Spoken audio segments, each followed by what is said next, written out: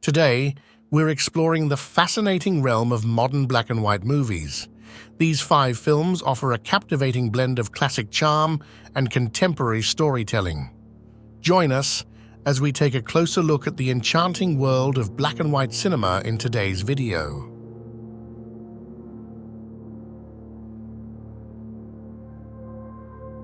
A Girl Walks Home Alone at Night by Amirpour.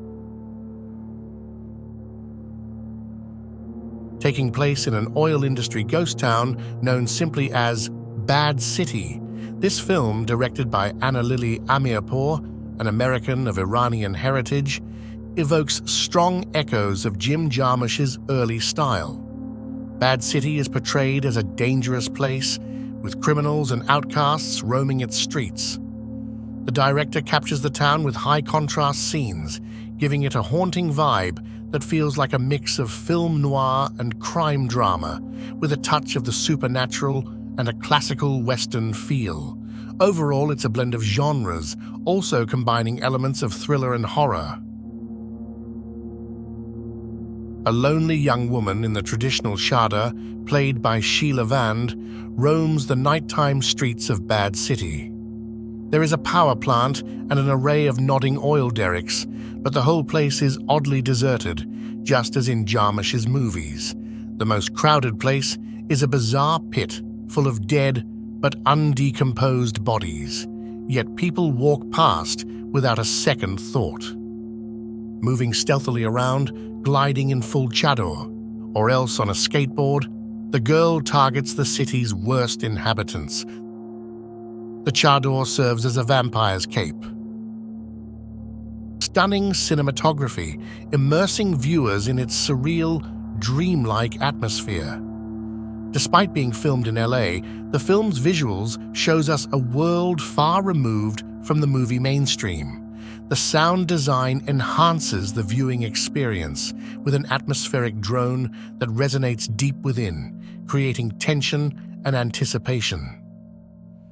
Layered Iranian pop songs play at near eardrum-crushing levels, enveloping viewers in the film's world.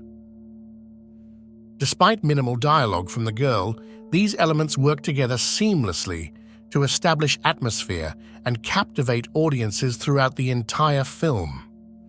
If you're looking for something unusual and stylish, this is definitely a film worth checking out.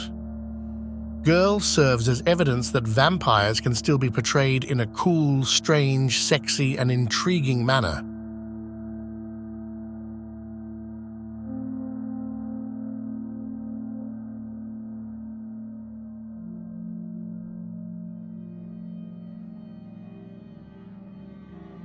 The Turin Horse by Béla and Agnes Hronitsky. On January 3, 1889, in Turin, Italy, Friedrich Nietzsche emerges from the doorway of number 6 via Carlo Albert. Nearby, a farmer struggles with a stubborn horse. Despite the farmer's efforts, the horse refuses to move, leading to the driver's frustration as he resorts to using his whip. Witnessing the distressing scene, Nietzsche intervenes, embracing the horse's neck and shedding tears. Following this emotional encounter, Nietzsche falls unconscious, eventually losing his sanity. Meanwhile, in the countryside, the farmer lives with his daughter and the horse. In the quiet tone of the Turin Horse, we explore the aftermath of Nietzsche's tragic descent into madness. The focus shifts away from him to the simple lives of a farmer and his daughter, stuck in poverty and squalor. Their lives are marked by constant monotony without remarkable events. They simply endure, their fate forced upon them, their will seemingly absent. Each day passes slowly as the daughter moves about the house, cooking, working, and fetching water from the well. Meanwhile, the father sits quietly, gazing out the window, hoping in vain to coax the horse out of the stable. They share meals of boiled potatoes in the dim light of the oil lamp, rarely exchanging words. When they do speak, it feels as though the words lack meaning, spoken merely to fill the silence. This is the life they lead, a life of bitter monotony and resigned acceptance. Tarr's film revolves around the Nietzschean concept of eternal return, where each day unfolds much like the last. The characters display a profound lack of will, resigning themselves to their circumstances. They have fully accepted this way of life and do not recognize their own potential for power and change. The idea of eternal return is a recurring theme in Nietzsche's writings.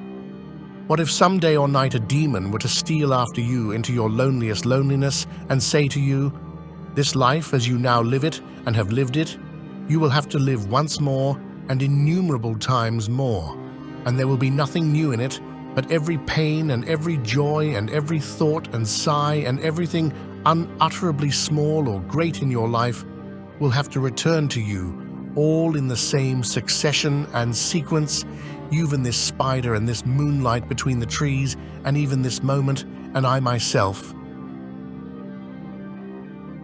The Turin Horse is a masterfully crafted film that captivates viewers with its deliberate pacing and meticulously staged scenes.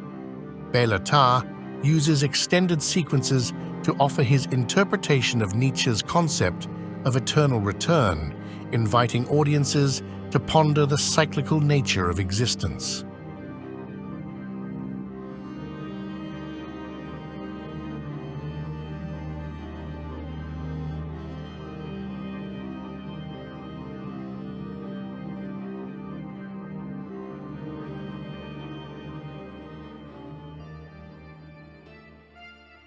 Korczak by Andrzej Wajda. In the touching story of Korczak, we meet the compassionate pediatrician Janusz Korczak, portrayed by the talented Wojciech Przoniak. In the midst of World War II, Korczak establishes a makeshift orphanage within an abandoned school in Warsaw's Jewish ghetto. Here, he becomes a beacon of hope for over 200 children whose families have perished or been taken away to concentration camps. Despite the chaos in the streets, Korczak endeavors to shield his young charges from harm, steadfastly refusing to abandon them and clinging to the hope that the Nazis will spare the orphans from the horrors of the camps. The film opens with a monologue from our hero. He shares, "A liar is someone who claims to sacrifice himself for something or someone. One loves cards, another women, another horse racing, and I love children. I don't sacrifice myself at all. I don't do it for them, but only for myself. I need it." Don't believe the words about self-sacrifice, though they are false and hypocritical.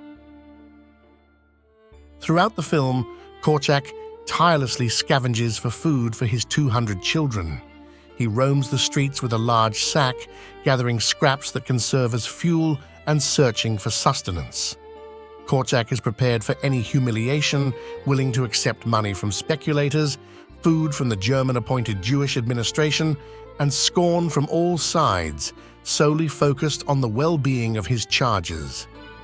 Unfettered by political struggles, he devotes himself entirely to the fate of his children. Should he fail to provide for others, he is ready to offer them his very soul, sitting by their beds day and night, bringing light to their final moments. Korczak isn't portrayed as a saintly figure fighting evil with force. His focus isn't solely on humanism, but rather on upholding human dignity. He's not afraid to raise his voice, shout, or even express frustration with a firm fist on the table or a slammed door. However, when it comes to the children, Korczak is simply known as the good doctor from Warsaw, always patient and unwaveringly kind. Many films explore the Holocaust, but in Wajda's work, the horror is intensified as children take center stage. Following Korczak's screening at the Cannes Festival, the audience gave it a standing ovation, yet this marked the peak of its success. A French newspaper accused the director of anti-Semitism, alleging that in depicting the Holocaust in Warsaw, he sidelined the Polish people, seemingly absolving them of responsibility. Neither Wajda's extensive directorial experience nor Wojciech Przoniak's stellar performance could salvage the film. The accusation marred its prospects, making it challenging to screen outside Poland and preventing wide distribution.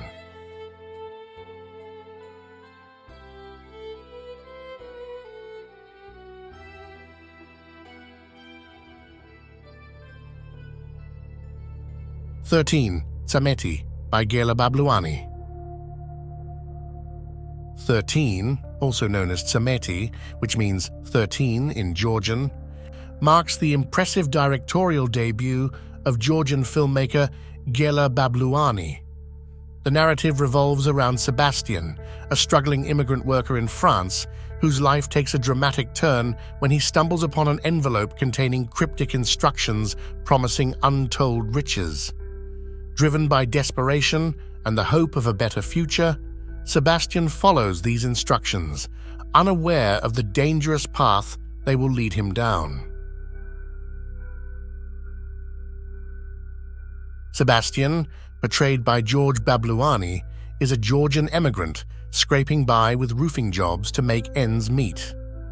However, when his employer tragically passes away before paying him, Sebastian seizes the opportunity to pocket a train ticket and a mysterious letter, hoping they hold the key to his financial salvation. Fueled by excitement and the promise of a quick money, Sebastian assumes a false identity, stepping into a dangerous game orchestrated by shadowy figures. What follows is a harrowing journey for Sebastian as he finds himself drawn into a sinister gambling conspiracy orchestrated by a group of jaded high rollers. Transported to a remote countryside mansion, Sebastian realizes too late that the stakes of this game are far higher than he ever imagined. They're matters of life and death. Filmed in neo-realist black and white, 13 begins as a gritty social drama before evolving into a chilling tale of existential horror. Through Sebastian's story, the film explores profound themes such as the capricious nature of luck, the fleetingness of life, and the corrosive envy of the old for the young.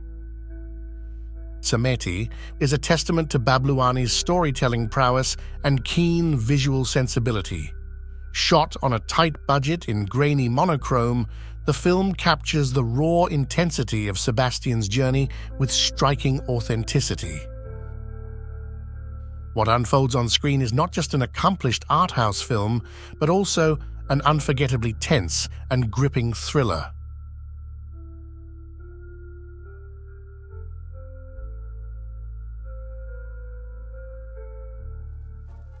Khrustalyov, My Car by Aleksey. Aleksey's film is mesmerizingly beautiful, yet difficult to grasp. The narrative depicting the decline of the Stalinist regime is replete with subtle poetic metaphors, captivating camera work, a sense of quiet hopelessness contrasted with cautious optimism, immersion in the temporal context, the rhythmic prose of life and death, the technique of the unreliable narrator, extensive long shots, and the unique ambience of the cramped yet familiar comfort of Soviet communal apartments. The polyphony, at times resembling an inarticulate cacophony, and at others a disordered choral symphony, serves as a symbol of community, not by choice, but by circumstance. On the chilly spring day of 1953, two events unfold, each significant in its own right: the arrest of firefighter Fedya Aramishev and the discovery of Joseph Stalin lying on the floor of his dacha. Preceding these events, glimpses into the life of General Yuri Klensky, a figure in the military medical service, are presented. Amidst the backdrop of the Doctor's plot, wherein a group of predominantly Jewish doctors are accused of conspiring to assassinate Stalin, Klensky, himself Jewish, seeks solace in near-constant inebriation, clinging to the hope that Soviet justice will spare him.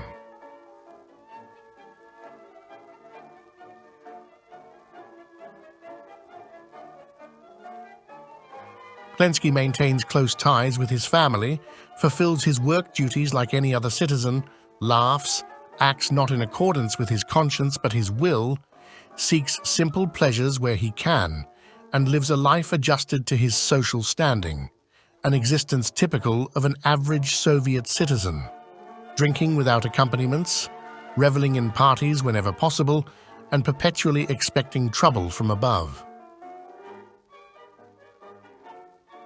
Khrustalyov, my car, is relentless and overpowering, yet it often assumes a poetic tone through its fusion of pathos, freneticism, surrealism, and matter-of-factness.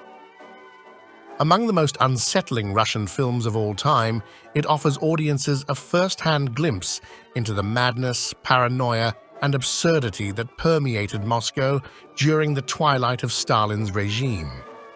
Within this snowbound fever dream, beauty and anarchic humor coalesce with horror.